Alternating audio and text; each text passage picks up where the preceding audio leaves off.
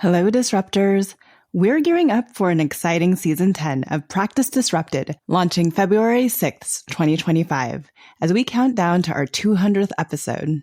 To welcome our new listeners and bring them up to speed, we're replaying the top 5 fan favorite episodes from Season 1, the episodes that started it all. Be sure to hit subscribe so you're ready when the new season drops. Looking forward to disrupting practice together. I'm Evelyn Lee. And I'm Janine Chastain.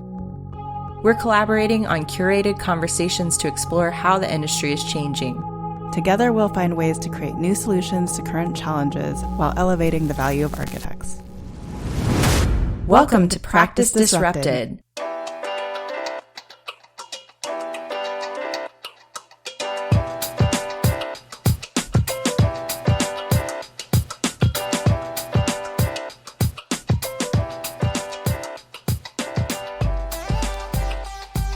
Hi, listeners. So this episode is focused on technology and change, and I'm really excited about our next guest speaker, Nels Long, because he comes from an interesting practice, and I actually met him while I was trying to find speakers for the Practice Innovation Lab, and I was looking for people that were practicing differently. And you both have a few things in common, like you both went to SciArc. Yeah, it was Nels graduated after me. I don't actually think we had very much I don't think we had any overlap, to be fair. But the interesting evolution of SciArc is that it brought Nels to Roto Architects. So Nels works for Michael Rotundi, who runs Roto Architects. He's also one of the original co-founders of SciArc and actually served as, for 10 years as the second director of SciArc from 1987 to 1997. Nels is one of the co-founders of a spin-off that uses a lot of technology that comes out of Roto Architects called RotoLab, which is an innovation studio for cross-sector innovation in architecture and real estate. So today we wanted to talk about technology because we see it as one of the predominant disruptors to why the industry is changing. And we thought Nels had an interesting perspective on this topic to share. I'm hoping that he'll talk about the variety of different ways that architects can use technology both as a tool or as a means to create new service lines for firms that they've actually put to practice. So it'll be interesting to see his take on technology, and both kind of the simplest ways that firms can innovate around it, as well as some far-reaching ideas that RotoLab is really exploring right now. So my understanding is Roto Architects focuses on the design of buildings. What does RotoLab focus on? So I think I'm going to leave that to Nels to respond to. RotoLab grew out of a certain necessity to, I feel like, play around or even prototype more relative to Roto Architects. Roto Architects is also interesting in itself. Michael Rotundi refers to it as a teaching studio. And I hope Nels shares about that as well. But a lot of the work that they do is actually public work. It's not private work. And they do that in collaboration with a lot of organizations. And it's through these collaborations that they've actually identified new and unusual ways to apply or reimagine how they apply technology to their practice. What aspects of technology do you see changing in our industry? Well, it's interesting how you pose that question, because I think there's a disruptive force coming out from outside of our industry, the Kateras of the world, for instance, that we need to keep an eye on or be a part of or integrate. But I also think there's even smaller tools that we can use to increase our productivity and our ability to deliver projects. The quickest example would be any new tool a firm adopted to work remotely over the last 2 months. I sat in at a CEO forum where an owner of a rather large firm said, if we were to have gone through the usual path, we would have had a task force to talk about remote work, to look at tools, and then 2 years later, they'd probably still be where they are now. So how do we build in the agility to look at tools that other industries are already using on a regular basis and say, how can this help my firm? So I feel like there's smaller things that we might be overlooking because we aren't taking the chance to explore them. And then there's larger opportunities that we're just not seeing because we don't think broadly enough, alternatively. Yeah. And Evelyn, I think you have such a unique perspective on this topic because you're working for a leading tech company that's doing things from an innovation standpoint. And you have access to a lot of things that most architecture firms don't.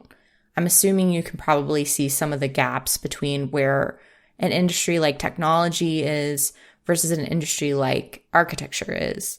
I would imagine there are some interesting observations you could make. Yeah, I mean, so a really great simple example of that was I got a laptop my first day, right, of work. So I was completely mobile to begin with. I think people have struggled with that even through the transition.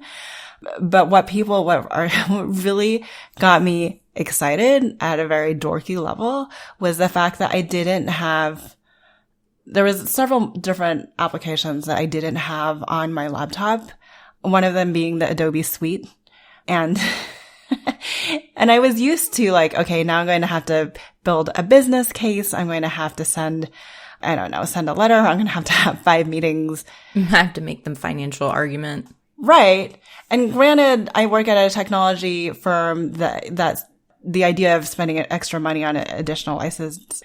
It doesn't weigh as heavily as a smaller medium firm, but I sent in a help desk ticket and literally 10 minutes later, they installed it on my machine. So it just removed a lot of headache and processes that I think we've unnecessarily overlaid in architecture firms that we don't need to spend our time on that we don't make money spending time on allocating software licenses to people. So how do we automate that process so we can spend more time where we make more money? And another thing that we use is this whole idea of a single sign-on, SSO, which is widely used, right, in the technology industry because they can take away and revoke your rights to any system across your computer, like instantly, right? Like if I were to leave my firm tomorrow, they get rid of my single sign-on and I can no longer access any of the software tools as I can today. I think if some IT people in firms today, or if some people who wear the hat of the multiple hats that include the IT person in their office, think about like what it takes to decommission a computer or to make sure that they taken back all the access that they've given to employees, like even that becomes a much larger process. As you're describing your IT team, I'm remembering different scenarios that typically play out in architecture firms around technology, including the remote consultant that a firm might work with on a month-to-month basis that usually comes in for emergencies. Or in a few instances, I've seen an architect or designer actually play the dual role as the designated technology person. And they end up being responsible for setting up the computers for new hires and then also having to get drawings done. And then, of course, there's the large firm model where they have a designated technology department, which can range from a small team to a large network of people across the firm. And in that case, of course, they have more resources than a small to medium firm. But I find it interesting to think about the ways in which architecture firms are designing the people resources that they're putting around technology. Yeah, that is really interesting. Yes. And if Nels doesn't touch on that, maybe that's another episode for us in season 2. So what do you want to get out of this conversation with Nels? So, Nels brings a really interesting case study as a practice that is doing different things with technology and looking at how to implement technology differently. And I'll probably say it multiple times throughout this. I kind of fed up with the fact that the first words that come to mind when architects think about technology is Revit, CAD, BIM, VR, AI at a very limited scale, by the way, because the applications to AI are so much more tremendous than how architects even think about it. But those are our go-to technology responses. And I feel like we are missing out on bigger and better opportunities, but we're also missing out on small things that can increase our productivity, and accelerate just our ability to do things on a daily basis too. So I'm hoping that he brings to light kind of like a variety of all those things and talks a little bit about how firms can consider bringing those technologies in-house. So Nels Long is our guest today, and he is a SciArc grad from 2014. And Nels is a designer, strategist, and educator with a passion for projects that seek to improve the world through a relationship between technology and the built environment. As an associate principal at Roto Architects, Nels has worked on projects at numerous scales, from single-family homes and commercial spaces to large civic projects and master plans. His approach to practice is the basis for founding Roto Architects' innovation studio, RotoLab. Through RotoLab, Nels has co-founded companies that each focus on a different relationship between architecture, technology, and neuroscience, specifically focusing on learning through virtual experiences, virtual tooling, and social and competitive spaces for virtual experiences and games. That's really interesting. Let's hope he touches on that. I know, it sounds exciting. Let's listen to the interview. It would be great if you could open up the conversation by telling us a little bit about yourself and the type of practice that Roto Architects is. Yeah, great. Well, thanks, guys. I met Michael Rotundi in 2012 when I started at SciArc as a post-professional candidate in the Emerging Systems Technology and Media program. And Michael was teaching a course on the role that video games play in design, as a new frontier for architects, as a new scope of work for designers, as a new tool for influencing architectural design. And through I think I took 3 or 4 courses from him during that time, we began to outline a possible future for architectural practice that was more based in the startup world, that was more based around projects as opposed to companies and careers. And we focused on a couple technology solutions initially. This was right at the very beginning of virtual reality becoming available commercially. We were still working with the Dev Kit 1 for the Oculus Rift at that point. Vive had not come out yet. And we were building a program called Second Studio, which grew out of my thesis project at SciArc, which essentially was virtual reality design tools and collaboration software for members of architecture, engineering, construction, which is now available open source on GitHub. And I'm sure that these ladies can make that link available at some point. So that was really the basis of our collaboration, the foundation of our practice together. And through that process and through subsequent ventures that we undertook, we began to define an alternative practice for architecture that was more disruptive and began to challenge the norm of what architects are expected to respond to, types of services they're expected to offer, timeframes they're expected to work under, et cetera, et cetera, et cetera. And so that's really where I come from in entering into the conversation today, is having spent the better part of the last 10 years developing alternative practice out of our LA office, and now establishing a new presence and a new office in Northern California based out of Sonoma County, looking to take advantage of all of the opportunities that are here and leveraging our connections in Los Angeles as well. Great. So tell us a little bit about kind of the evolution, I guess, of Roto Architects. And, you've said that you didn't work, like you've never really worked in a traditional practice. So how would you define Roto Architects now, I guess?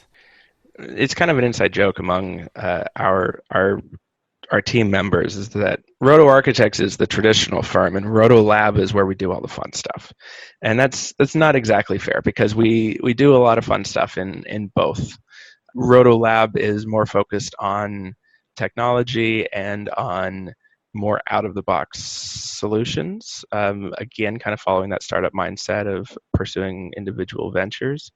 Roto Architects has been, for the majority of its lifetime, been a teaching practice, a finishing school in a sense for young people that are coming out of graduate school, that are either not ready to start their own firms, or it's really it's a mentoring space for people like Michael and his partners and my fellow principals and I, to get to test out some ideas in the same way that you would in an architectural studio at school. And it's very heavily driven by narrative. It's very heavily driven by storytelling, and really developing a personal connection with the client, developing a personal collaboration with the client and all the stakeholders.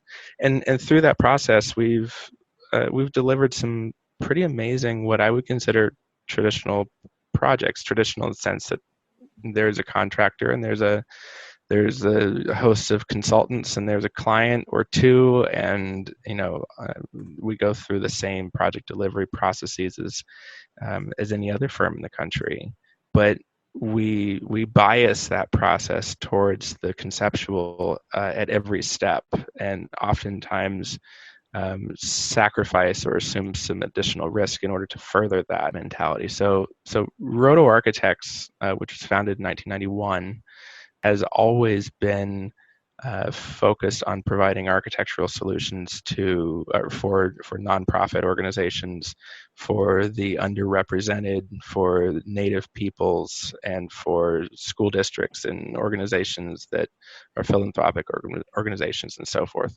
We have our large civic projects, we have our large commercial projects, but our sweet spot is really in serving that underrepresented community. So RotoLab was kind of the idea that you and Michael talked about, kind of incarnate then, like playing out in parallel with Roto architecture. Why did you make the active distinction to make them two different things? Like, why did you feel that was necessary? Has that been helpful? Has that been hurtful?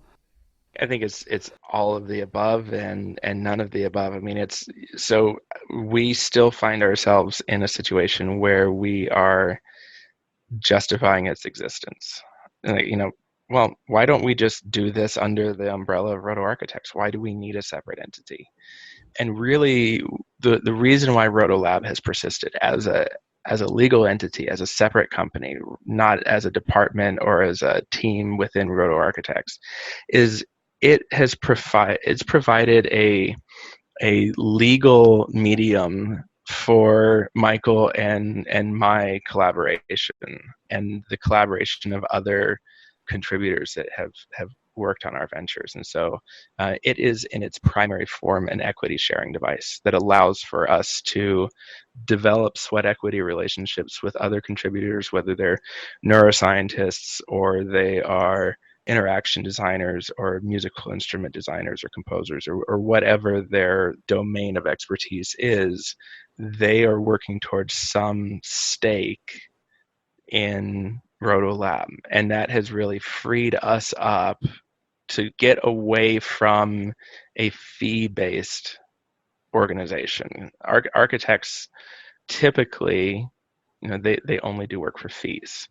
And so what we've been exploring, and more so in the last 3-4 months or so, since the stay-at-home mandate and pandemic and all that stuff, is leveraging other financial devices that are available to us to keep work moving forward even when there's no money. And one of those is equity sharing and profit sharing. And RotoLab, being a separate company, allows for us to have a partner or a principal type relationship with people that are not licensed in a cross-sector multi-domain setting in a way that an architecture firm could not.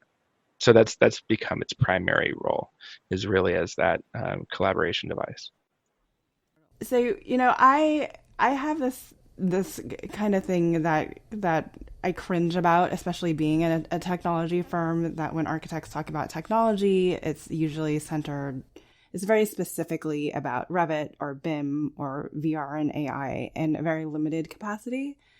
Nels, you and I have had several conversations on kind of how architects should be leveraging technology further. So from kind of even a basic standpoint of you're talking about Jira and other Zoho and other forms of technology. What do you think architects should be investigating more these days in terms of technological applications to their practice? I think the kind of the holy grail in technology for the design fields at this point is unlocking the power of the gig economy in a way that the software industry has. The gig economy being rideshare drivers, software programmers, people that can, as free agents, contribute to some product or some service on a case-by-case basis, on a project basis, on a time basis, without becoming a long-term dependent upon that company and that company's financial resources. And that is, that's largely beneficial to both parties, to the company that the work is being done through, and to the free agent. It gives them a lot of freedom, and oftentimes free agents, they make a lot more money because they're not tied to the success of one firm or another. They're able to negotiate their own rates, and there's been a number of products that have attempted to do this. There's a paper that came out of Stanford 2 years ago that was looking at gig economy for design professions. The problem with design professions is, unlike programming or Uber driving, is that it really requires a robust institutional knowledge of that firm's style, of the people that they're working with, of the client, of the jurisdiction. And so solutions that have been proposed to create networks of project-based employees, as opposed to companies that take on multiple projects, companies of people that take on multiple projects, require almost like a film production company, this level of commitment, this level of research and subscription to the institutional approach to aesthetics and community values and things like that. And so I think that's really the direction that everyone is working towards, whether they honestly know it or not. I mean, I know you just mentioned you don't really want to talk about Revit, but I think that's one of the things that Autodesk is really striving for through Autodesk 360, BIM 360, whatever it's called, the cloud-based BIM, the ability for multinational integrated project delivery teams that include stakeholders and contractors and subcontractors and everybody working as one, the ability to share building information models across the cloud, and having people contribute in their area of expertise without needing necessarily to understand and comprehend the product as a whole. I mean, that's one of the tools that is going to facilitate a more decentralized workforce within the architectural community. I think what is very ironic about that, however, is that the tool that allows for that type of production to happen is most often cost prohibitive to the people who could benefit from it the most. There's been a number of ventures, projects, proposals that have come before us that look at ways in which groups of people can, in essence, unionize to create a union of designers, a union of architects, and share technological resources, share Revit libraries, share company benefits, health benefits, and whatnot that they aren't getting because they aren't a member of a firm, and in some ways starting to get some of the benefits of the people that are working production companies for film and whatnot within the architecture community. I think that's going to be really interesting, and it's a whole new frontier of architectural technology that hasn't really been explored yet. Is the human condition and the ability to level up on the way that our teams are decentralized. We haven't spoken yet. I assume it's going to come up at some point about the effects of working from home, the effects of COVID-19 on the architectural profession, the architectural business community.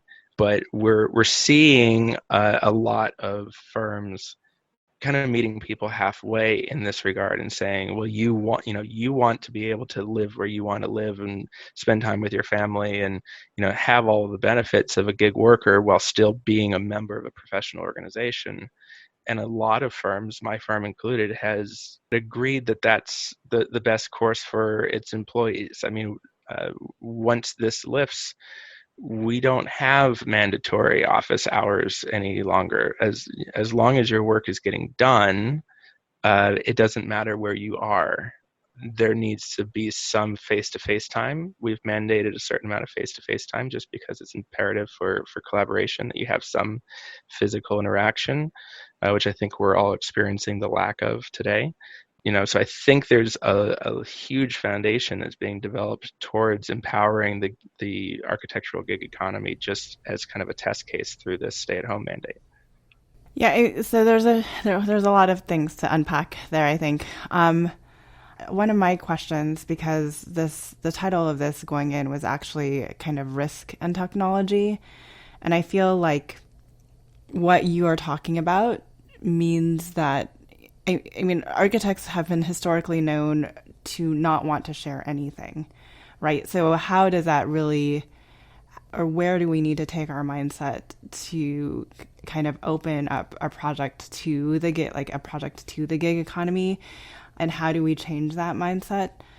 I don't know. I don't know if you have any thoughts on that, but kind of this whole, the risk adverse, I think is like relative to getting sued, but for me, historically it's been interesting to see how little firms actually tell their employees, let alone like how much they're going to be willing to share, so that more people can be interactive on a model.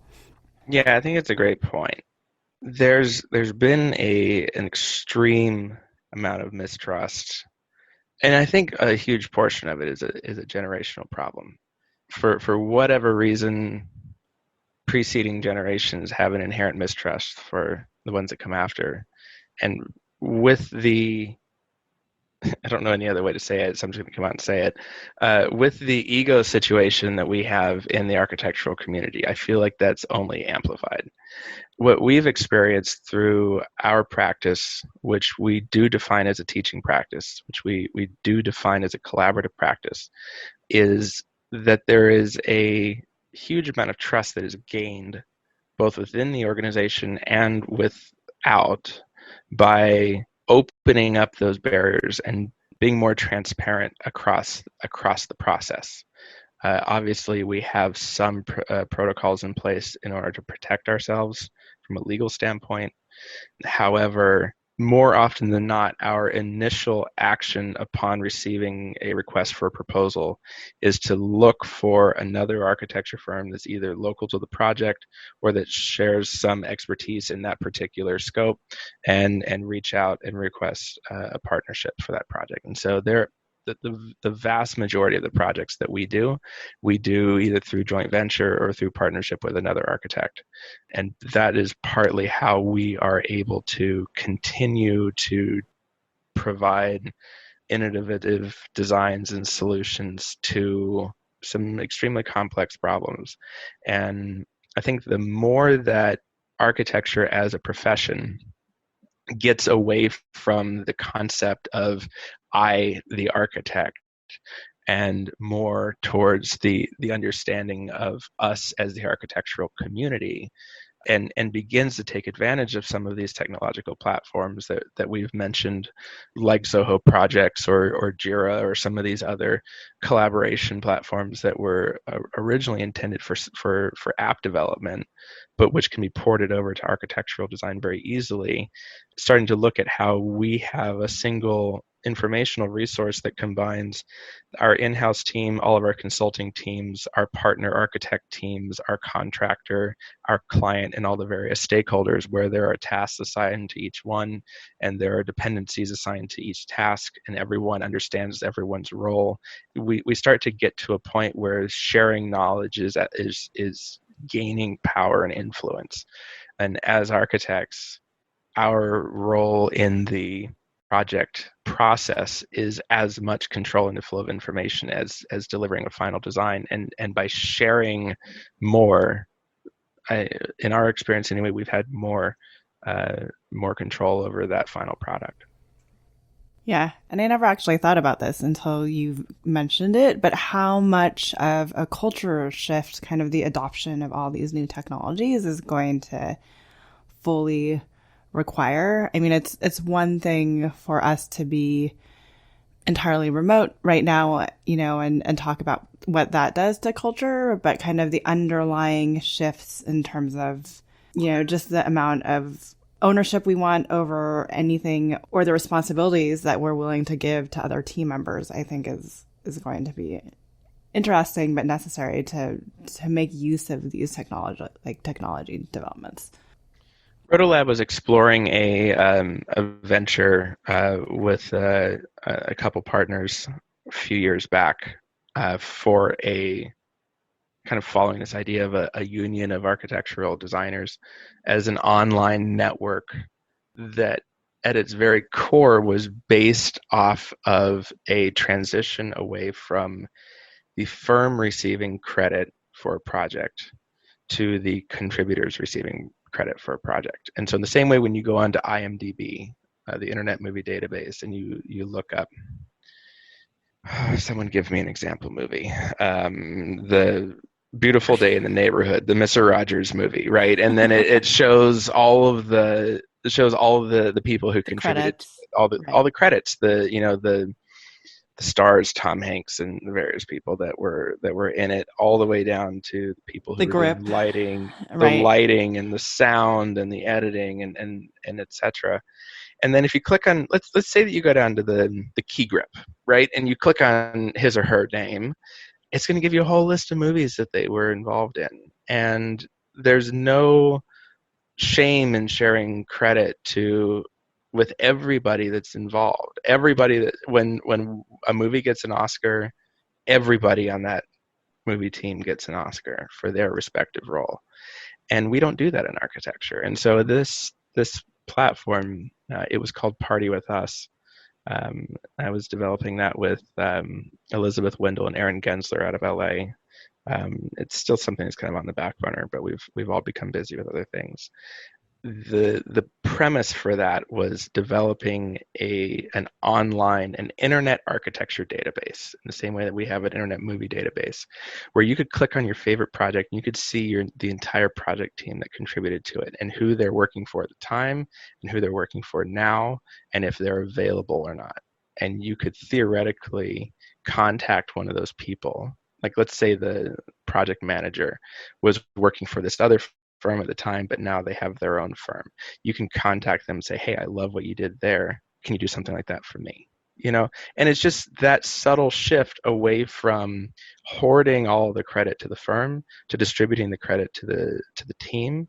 It's a subtle shift. It's a sea change institutionally from an architectural professional standpoint, from practice standpoint, but from a theoretical standpoint, it's just a switch. It's just a little flip of a switch, and doing that has huge implications in the way that people interact with the architectural community or the architectural profession, in the way that projects are acquired and work is shared. And honestly, the more that you give back to the community, the more that you yourself receive, and we've experienced that in our practice, and it's one of the things that we are interested in looking towards, both from a technological standpoint, from a business standpoint, from a financial standpoint, from a legal standpoint. Like, we have people on our team that represent each of those different categories, and we're kind of exploring each of these things that we're discussing from each of those perspectives. I really want to follow up on that because I think there's a lot of really great things that you pointed out in that, not only the generational shift, but I always think about like when I was working on projects and I'm in the Revit model, there's a whole team of us and we're, if you think about it, in firms across the country, people are clicking in the models of these firms thousands of times a day, and they're completely integrated into the technology of the project. And this shift of I to we, empowering the team, has such an immediate impact back to the individuals who are helping to support the project development. So I agree. I think that there's a huge opportunity, and it's a cultural shift not only in the technology, the leadership, and the firm business model that has huge results that it could yield. I think the democratization of information and the increased accessibility of technology within the architectural community specifically, but more generally, is the number one thing that is going to contribute to a future of abundance as human beings. One of the projects that we're currently working on, which Evelyn knows quite a lot about, is called Affinity Space, and it's named from the work done by Dr. James G., formerly of Arizona State University, where he was looking at the forums and wiki spaces surrounding video games as affinity spaces, as third spaces for exploring the various experiences that happen within games and the various solutions to the challenges that games provide. Yeah, so before you go on, just because I don't think our listeners fully understand what you're talking about, let's break it down a little bit for them. This notion that there are entire like wiki fan encyclopedias, I don't even know, fanatopias, dedicated to video games and communities around them about like how you get secret objects. I don't know, Nels, if you want to dive a little bit. Let me make it a little bit more accessible. Yes, thank you. If your hobby is remote controlled airplanes, there is a community of people online that can tell you everything about remote control airplanes, about how to build them, about how to fly them, about where you can fly them, about the local laws and jurisdictions and the varying materials that you need to investigate based on your climate and your wind situation, et cetera, et cetera, et cetera. That's another example of an affinity space. This Dr. G was focusing on affinity spaces within games, but what he uncovered are affinity spaces across the board in every sector of information, in every sector of practice, both professionally and not. And so what we have begun to develop is, in essence, an index of those various affinity spaces where members from one domain or one knowledge set have the ability to share information with members of another domain or knowledge set around epic challenges, key issues, invisible problems that are affecting people today. It's at affinityspace.com. And what we are hoping to develop is a grassroots community that is focused on leveraging the collaborative nature of architecture and design to tackle some of the key challenges that are facing the world today from a cross-sector standpoint, with domain experts acting as moderators that we've recruited to be part of it. And so some of the stuff that we're talking about here, this idea of this shift from I to we, is really at the heart of all of the work that we're doing, and this sea change away from the starchitect to or the architect as the sole proprietor, the sole authoritarian person who has the best interests of the project at heart, to the architect as the social collaborator, the architect as the person who brings people together, the one that supports collaboration, the one that designs teams, the one that is the matchmaker and the networker, and I think that is a 21st century vision for architects, and we're starting to see the term architect get used in other industries as well. Obviously there are software architects and there are social architects and there are policy architects and so forth, and part of the reason why is that term is just so applicable to so many different realms where there are multiple stakeholders involved and multiple domain experts involved, and you have to work with each of them to come to a solution that everyone is more or less happy with. And trying to say that one person is capable of that when there's an army of people that are contributing to that effort, I feel like it's an inevitable change. And so yeah, through our work, we're trying to further that position. Now, Affinity Space and even the Party With Us, I think, is two different methods of future applications of technology that actually changes. I don't want to say cultural revolution, but definitely requires kind of a cultural revolution to kind of see some success. What other applications in terms of technology in the future have you seen? Or, how else are you approaching future applications of technology? And what role do architects, can architects play in that today or should be playing in it tomorrow? I think there's kind of two questions there. So let me see if I'm understanding you properly, and I can kind of go down one or the other. Yeah, I was kind of stumbling, so please feel free. So one thing that I heard was, what are other applications of an architectural skill set?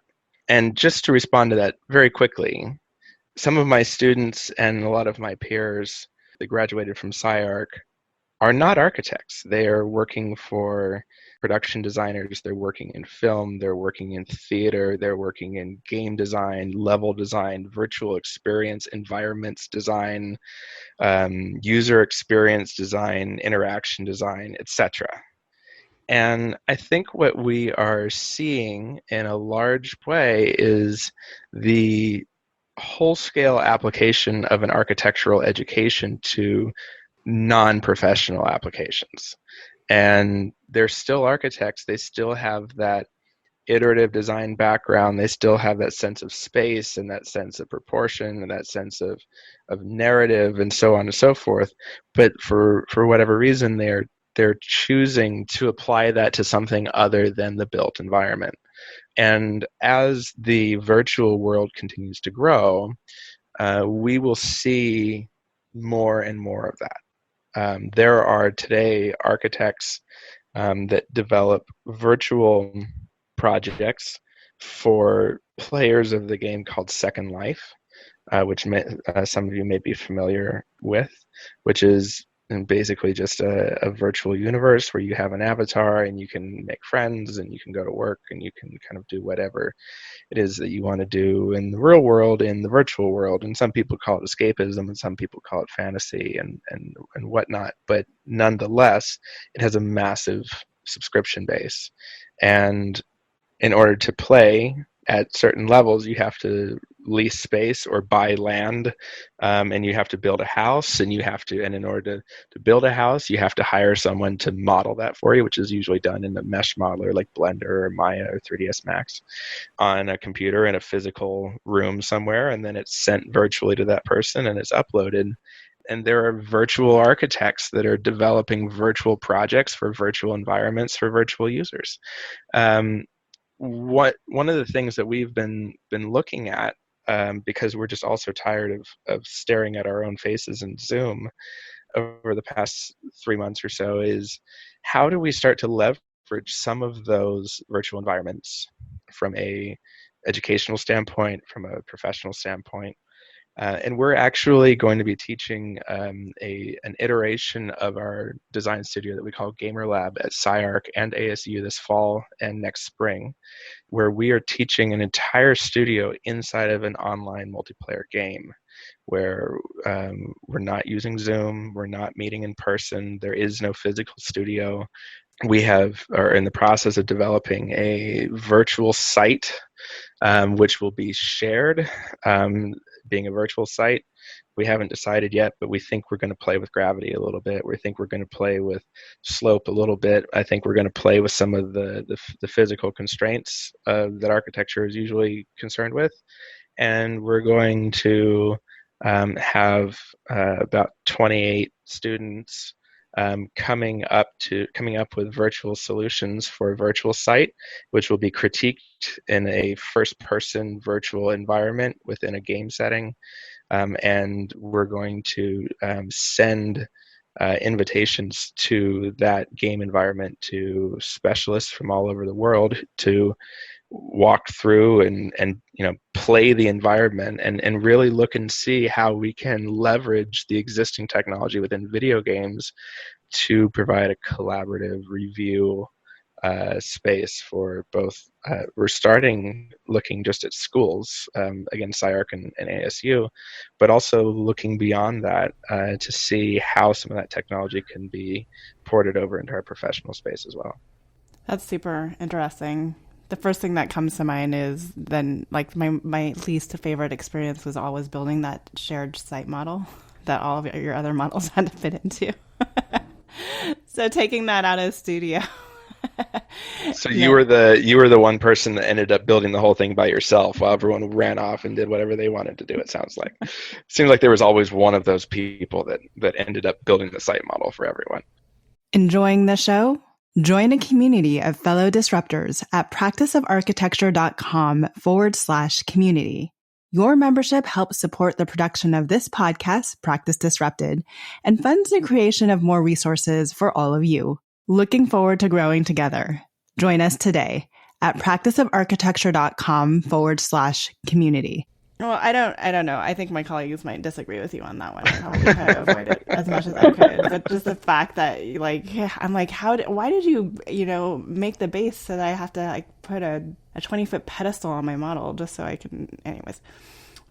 So you guys, my description of what's going on at Roto Architects and RotoLab, and even kind of what you just described as a virtual studio, I think is kind of cutting edge and, like, very forward thinking, which is not unexpected coming out of schools like SciArc. It's exciting to see ASU get on board too. What would be some of, kind of paring it back for our listeners, like the people, the individuals in, large firms or small shops that, just really struggled with making this remote transition?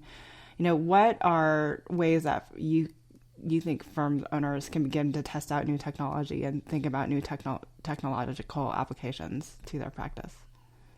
The vast majority of the stuff that we're talking about is either free or cheap.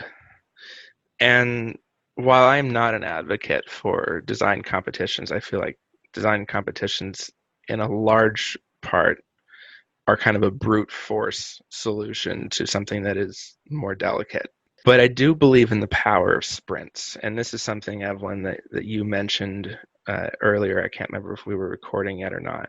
And most of this technology that is not available on a free basis is available on a free basis for a short period of time. And I think that for our firm's own health and success, it's important that we continue to innovate in small, short bursts, allowing time for people to understand the impact of that, how we integrate it into our current workflow, how our current clients and customers are impacted by that, and how it unlocks the potential for new clientele. So, establishing a workplace culture that supports innovation sprints, that it supports exploring new types of technology and new ways of working, or new theories around professional practice or pedagogy. And I use the word pedagogy in a professional setting. We talk about protocols and procedures and best practices as curriculum, because it's the type of practice that we run. So trying something out for a short period of time, almost like a charrette in a studio. Give your team a theoretical project that maybe is a research project that can feed into a real project. That'd be best case scenario. But if that doesn't exist, then simply looking at creating something that maybe the team votes on. Hey, we'd be interested in designing a shelter for the moon, or a habitat for Mars, or something that is far enough afield that it has some entertainment value to it, and then using some new technology to explore that. If it's a new visualization technique, if it's a new collaboration technique, if it's a new project management technique, and even don't be afraid to bring the business model into this conversation and say, we'd like to explore an equity role in a project. Well, we're not going to do that on a project that's going to bring in $1 million and pay staff, for 6 months or whatever. We're going to do that. We need something small. Is there a nonprofit in the area, or is there a restaurant that needs a rehab, or is there something that I can explore a new business practice, a new technological practice, or a new professional practice in a limited capacity for a set period of time that doesn't put the future of my company at risk. And that's why we have, to get back to your initial question, Evelyn, that's why we have RotoLab. So when we discover projects inside of Roto Architects that we want to take a risk on, we shop it out to RotoLab, and RotoLab spins up a team to put together a solution for it. And if it becomes a long-term project, then it gets folded back under Roto Architects. And if it doesn't manifest into something, then it gets added to our catalog of beautiful failures. But there's no harm, no foul. There's nothing lost other than really just the time of a dozen or so people, depending on the size and scope of the project. Because, like I said, most of the time what we're doing is free, and really trying to learn in the free spaces as much as possible.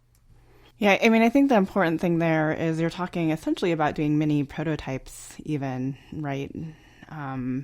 In a sense, consistently, right? But building that into a cultural framework.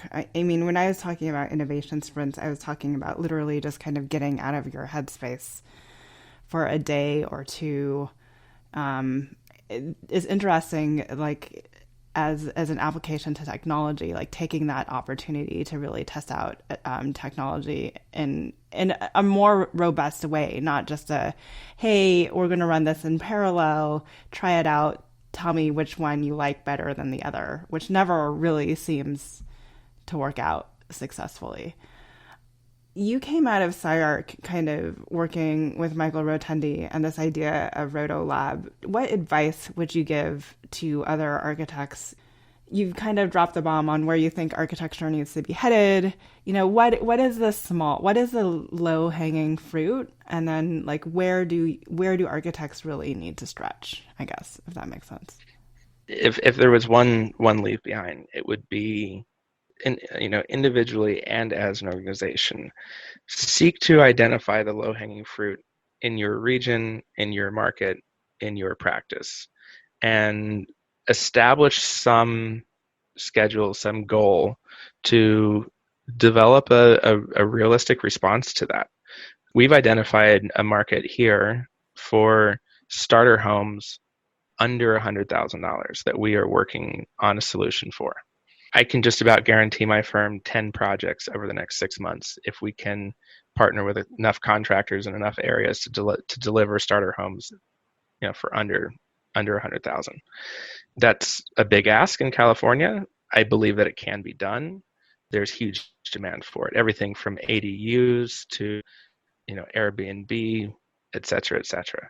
So identify that low-hanging fruit. Identify that low-hanging fruit in your clientele, in your market area, in your practice, and really work to exhaust that opportunity, and make sure that you have tried to deliver an out-of-the-box solution for that highly accessible opportunity before moving on to the next opportunity, especially if that next opportunity is a traditional opportunity.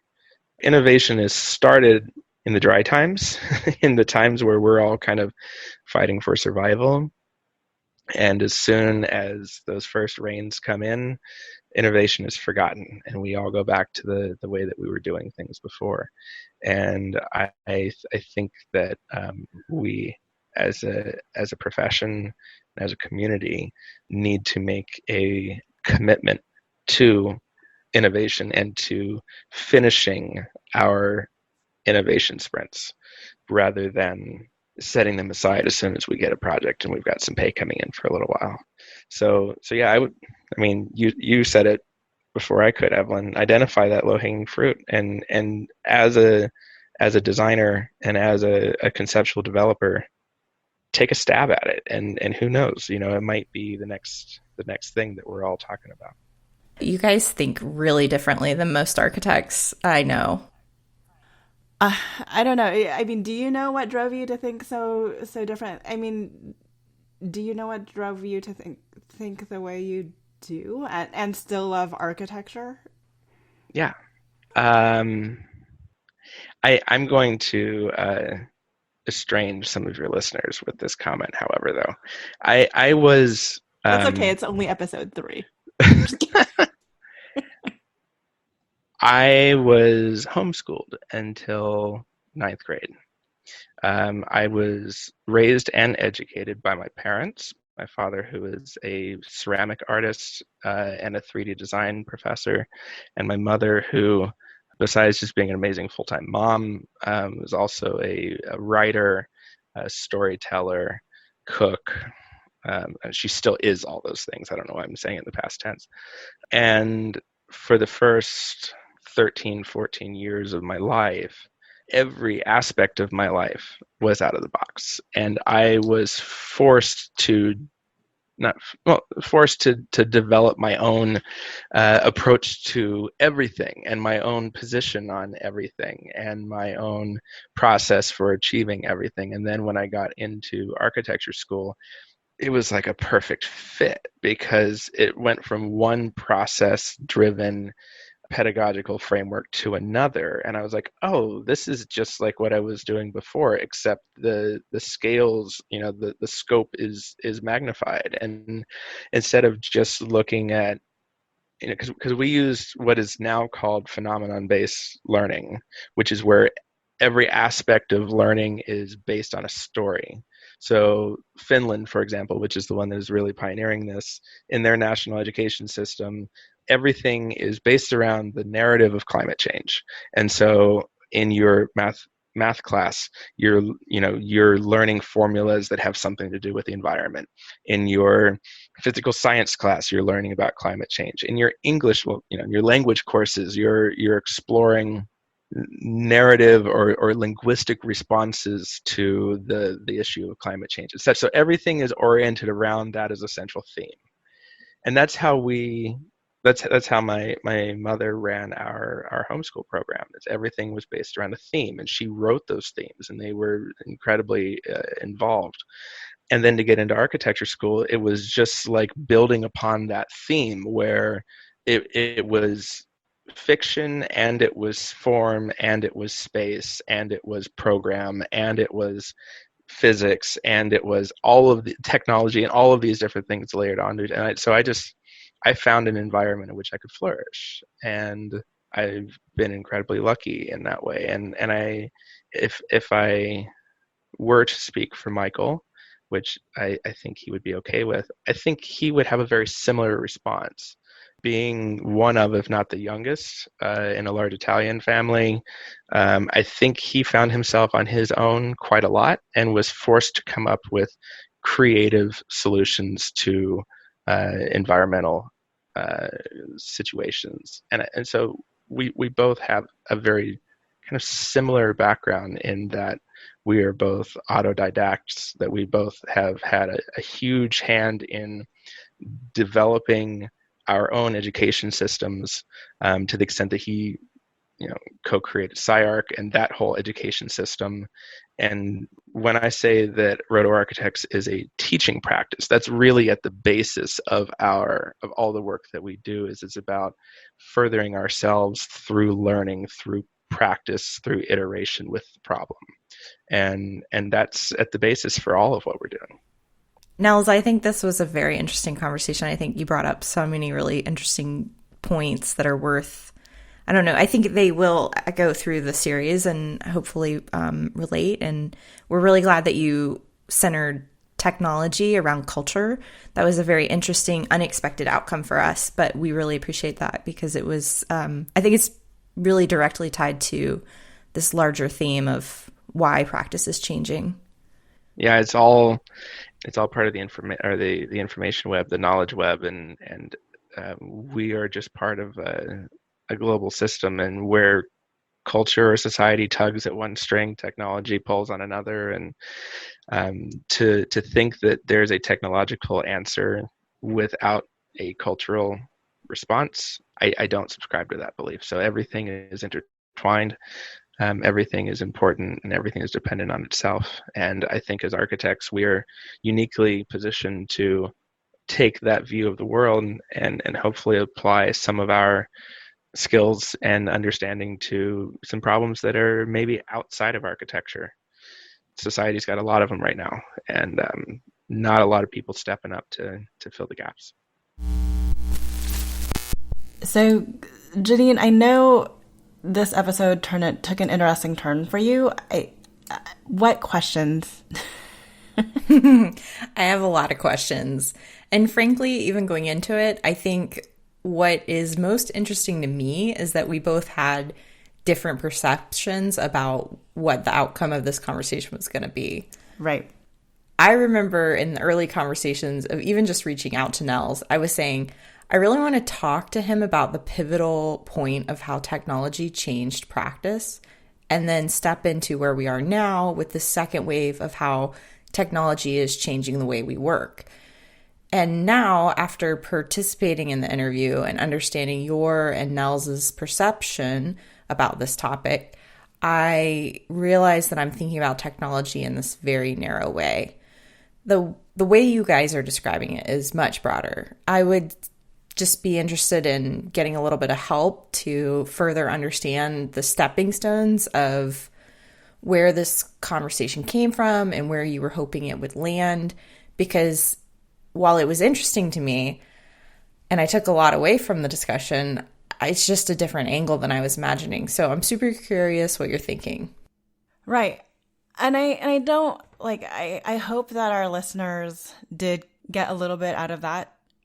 So an observation that I have is that whenever architects talk about technology in practice, it goes straight to Revit, CAD, to VR, and AI in the simplest sense of usage of those tools. Don't get me wrong, there's definitely some firms doing some really interesting things in VR, but the generic discussion around VR and architecture to me is kind of boring. Other industries have moved on to VR in a very higher level, and I also think we're missing a broader technology discussion. And some of the interesting things that Nels began to touch on but didn't fully dive deep in is just, how RotoLab is looking at technology to have a better client management, like a client management system, how RotoLab is using technology to productize some of the work that they're doing for other clients by actually bringing software to market.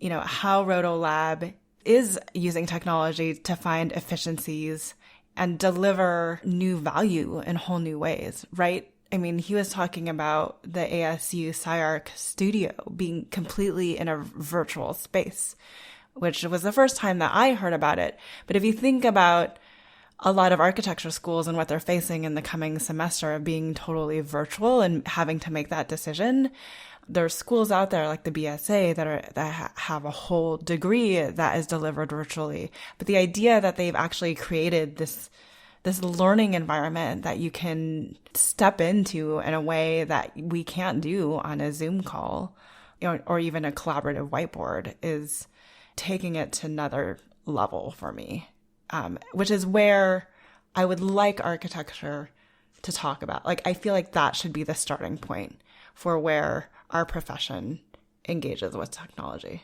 if that makes sense. Like, how do we push it further rather than being the people that are just purely trying to adopt all of the SaaS software that is current, right? Rather than being the firms that are purely struggling to whether or not I keep Revit on the server or whether I move to cloud. Those are not the innovative conversations that I want to have when we're talking about the future of technology in practice. Sure. No, I get that. And I think the classroom example is very relevant. And I can especially see that if they had a class in studio when I was in school like that, I know a lot of people who would have taken it. And I can also see my nephew, who is going to be graduating high school soon and loves gaming, he would be really into that for sure. But if I flip it and I start to think about this as the firm owner or someone who's further along in practice, I guess what I want to know is what lessons are they going to take away from this conversation in terms of adopting or considering something in practice? And I know Nels made some recommendations about how he felt about that, but I'm curious what you think. Yeah, I mean, what was interesting to me about the whole conversation is that we started to talk less about technology and more about firm culture, right? And it goes back to this ability to create a culture where you're not afraid to test new things, but do it on a regular basis so it doesn't become a special event too, right? So that it literally becomes a part of the culture. So technology, I think the growth of technology and the way technology is changing is at this new and incredible pace, and that pace is only going to continue to accelerate into the future. So really, how do we create a culture that does a quick scan of everything that's out there and then pull a few ideas out from that scan and test, like, is there applications here in our firm that we can use to accelerate something that we're already doing, to take something that we're doing and turn it into something that we can sell as something else, or like create a new product. Not that they would productize necessarily their classroom, but you could see how they could take this idea of a classroom and then go around and sell it to other universities, right? As another studio space. So how do you then take that idea and productize it? Or how do you even just create something entirely new on the backbone of technology? Well, the idea of that space, even being space you could sell within, is pretty amazing to think about. And he mentions that also in the interview, that this is another realm that exists to design, to create, and to earn money. Oh, yeah. So he was talking about this virtual gaming site. But if you think about, there's a lot of e-commerce happening even in a game like Animal Crossings, right? Where people are paying in real money for a virtual product. I admit, I've played mobile games where I pay real money to get fake money in the game so I can buy something, whether that's additional time or furniture for your place. Furniture, even like furniture for your place. And that happens at in a lot of different games, not just the game he mentioned. But you could be the game developer on one end that's designing that piece of furniture that, is only available on a limited basis, and there's only various different ways that you can get it. I mean, he was mentioning this whole idea of this e-commerce space which architects can play in, which is really interesting to me. That's the first time I've actually heard that specific platform brought up in a while, but people were definitely making large amount of money selling virtual real estate at one point. There's definitely documentation of that. I can't remember which game, but I feel like it was like Minecraft was one of them. And, right. And yeah, Minecraft is a game that I've downloaded for my 4-year-old too. So like, So it's not, they're not very intricate designs necessarily either. So to walk it back, I think now we've gone in like one extreme of talking about virtual reality, but I also want to come back to the idea that we have architects who are in the process of, building fabrication labs.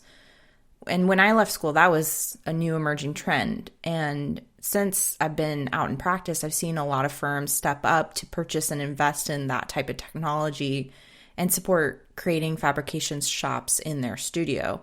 So between virtual reality and fabrication shops, what's the in-between in terms of technology? There's a very unique crossover and there's a very unique case study, and we might want to even consider them for a future episode. But Rios Clemente Hale in Los Angeles, California, has a 2-story building, and on top of the building, they have their typical architecture studio. And on the bottom, at least when I was last there, I don't know if this has changed at all, they've actually created a storefront. And a lot of what they have in their storefront, it reminds me of a museum store, but some of those artifacts are artifacts that came from their own design. So they took a textile or a pattern that they developed for the Disney concert hall, for instance, and reimagined that as a textile, and then sold the pattern in the form of a household good at a variety of different scales. There's a lot of architects doing a lot of different things with 3D fabrication that are really small and intricate, but they're also doing 3D fabrication at the building model level scale. I also came across this YouTube of these 2 DIYers, but they're making a lot of money because they took their fabrication shop, which is a combination of a CNC machine and a 3D printer, and they casted concrete coasters that they were able to sell on West Elm, and that's become an entire new line of revenue. But I don't know. I think there's different uses of technology, and I think sometimes in looking at the complexities of everything that technology can deliver, we also kind of miss out on what could be a very simple opportunity to create another stream of revenue in our services. The thing I'm hearing from this conversation is thinking about technologies at different scales, because it breaks beyond just computer software. And there's a lot of different facets in which you can think about technology showing up in and around an architecture firm. And there's also a lot of potential. So I guess just to step into our call to action for our listeners of what they should think about getting out of this episode, I think that we both agree that it's important for firms to take a step towards assessing if they have an agile culture that's willing to support integration of new technologies, and at what levels are they thinking about that in practice? Because it's no longer good enough to not be thinking about it at all. Yeah, I think it's to create the space to allow this type of thinking to emerge. And technology, again, is the driver of that because technology is changing. So in order for us to keep pace of technology and play in that field, how do we create the space to fully embrace it and figure out different avenues that our firms can capitalize on the technology? And not every idea is going to be a winning idea. I think we have to acknowledge that too. But you aren't going to get to that winning idea until you one of the sayings that you learn in business school is fail often and fail fast. So how do we change the culture of architecture firms to be able to do that at a smaller level by not subjecting our multi-million-dollar projects to that, but by taking little instances, micro risks, testing new ideas on a regular basis to continue to push how we apply technology to practice, and in turn grow and evolve the practice on a regular basis too. I mean, for me, that was the biggest unique thing that came out of it. Successful integration of technology is not purely the integration of technology itself. It's about creating the culture that allows for that to happen. Yeah, I think that's a great observation. And maybe we should start to talk about some of the lessons that firm owners and leaders can apply. Yeah. So I think I think one of the things is if you're afraid of kind of dipping your toe into it, just maybe start by making it a special event. And then as you have these events more often, it becomes less special, but it becomes really a part of the culture. So I talk about doing 1 or 2 day innovation sprints. If that's too much, make it a half-day innovation sprint, but take the opportunity, and it doesn't have to be technology focused. If you build this type of ideating and recreating and rethinking into your practice, then the adaptation of making changes to your technology stack is a lot easier. So like, how do you do, like you said, micro risks at a lot of different scales? How do you integrate like the idea of a mini charrette and kind of build that into your culture? Design a better way to create a jack-o'-lantern, like make any holiday event kind of another idea to kind of way to test new things about how your firm collaborates and how your firm expands upon making and doing and designing. I can certainly see it from a marketing standpoint also. As an administrative function of the firm, I oftentimes found that there was a little bit of pushback on the idea of exploring new ways to improve marketing to meet the demand that we were up against. From a technology perspective, there is a ton of potential around marketing, not just in application, but also in processes and the broader sense of technology. I think the idea of micro risks, and there's definitely potential for growth within marketing and technology, in my opinion. When you intentionally invest in marketing growth, it leads to revenue. Right. And even in marketing, though, I think there's an opportunity for firms to figure out what their technology stack is there, right? So CMS solutions is a term that gets thrown out maybe at larger firms, but small and medium firms don't often think about their client management system. But there's a lot of CMS offerings for small firms or even the sole proprietor out there that want to, we always say architecture is about relationships, but really CMS systems that have built-in AI that looks at your interactions with individuals and kind of reminds you when you need to get back in touch with them to keep them live. I guess from a marketing standpoint and thinking about micro risk, marketing has a ton of potential to gain, and it doesn't affect the project. It doesn't affect the deliverable to the client, and it directly is tied to gaining revenue. So for me, the risk is moderate compared to the reward potential. All right, but we don't ever talk about that, right? The first thing we talk about from a technology standpoint is never Excel and the limited use of Excel. Maybe because it's not interesting, but from an operations standpoint, I feel like we are definitely missing out on larger opportunities from other software as a service companies that are coming out. Yeah, there is a huge market there and a lot of different offerings to explore. I know that the potential is tremendous because it's about creating efficiencies and increasing that client interaction and communication piece, which is very valuable. Yeah. So I think that's a small way. So look at even productivity tools. Like, don't even put architecture in the Google search bar. There's some architects doing some interesting things with smart sheets that are adapting it to their use. This is all very low risk, again, low monthly cost to try out. Some of them with 30, 60, 90-day free if you get on a phone call with them, but definitely at least a 7-day kind of free test drive of the product itself to see if it could work within your ecosystem and figure out at a very small level, how do you figure out a way to deliver your invoices better?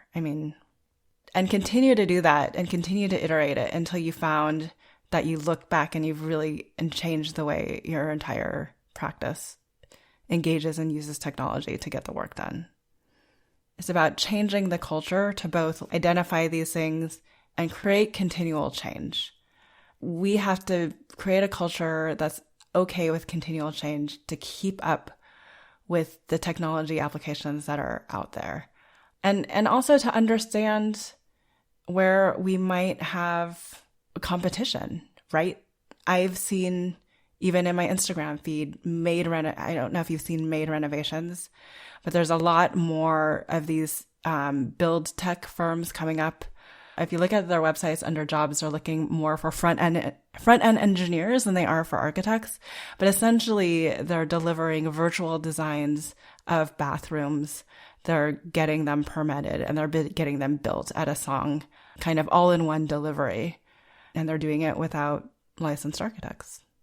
So there's that too. I guess the biggest takeaway is understand the technology landscape and find ways to use it to your advantage whenever possible.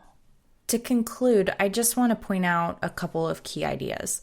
One, we all know that technology is a rapidly changing landscape. And I think that's part of the ongoing challenge. This is no longer something that you can just adopt at one point in time in your practice and then think the conversation's done. Rather, this is a conversation you have to revisit and pay attention to on an ongoing basis. Technology, and especially change, is the new norm. And so for design leaders, I think the key is looking internally at the culture of your organization and just evaluating, are these kind of conversations about change something that you're anticipating or resisting?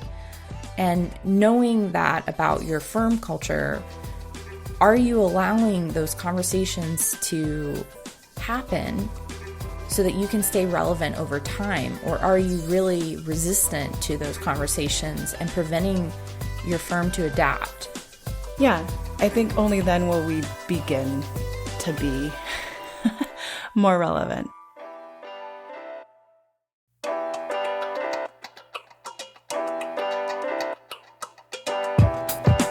Hi, Disruptors. Thank you for joining us today on an episode of Practice Disrupted.